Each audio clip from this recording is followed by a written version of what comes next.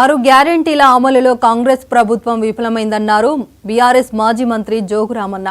ఎన్నికల సమయంలో అనేక హామీలు ఇచ్చి అధికారంలోకి వచ్చిన తర్వాత విస్మరించారని మండిపడ్డారు. రానున్న స్థానిక సంస్థల ఎన్నికల్లో కాంగ్రెస్కు ప్రజలు తగిన బుద్ధి చెప్తారని వ్యాఖ్యానించారు. ఇప్పటికైనా ఇచ్చిన హామీలు నెరవేర్చాలని ఆయన డిమాండ్ చేశారు. అట్లనే మహిళా విద్యార్థులకు ఎలక్ట్రికల్ స్కూటీలను అద్దెకొట్టిన అది కటాఫ్. అట్లనే విద్యా జ్యోతుల పథకం అన్ను 10వ తరగతి పాస్ అయి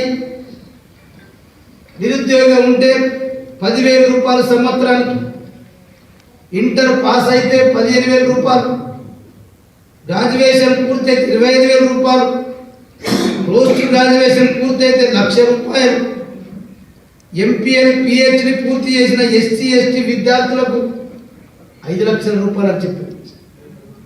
ఏమని ఇస్తున్నావా? ఏమది? ఏం వికాసం?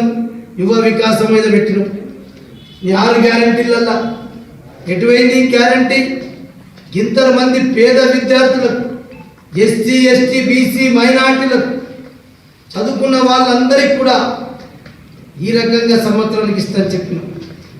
అదే కాకుండా తొలి మలిదశ ఉద్యమకారులకు, మరణించిన కుటుంబంలో ఒకరికి ఉద్యోగం ఇస్తాను చెప్పి, ఉద్యోగంతో పాటు నెలకి 25,000 రూపాయల పెన్షన్ ఇస్తాను చెప్పి, అట్లనే మహిళా విద్యార్థులకు ఎలక్ట్రికల్ స్కూటీలను అద్దెకొట్టిన.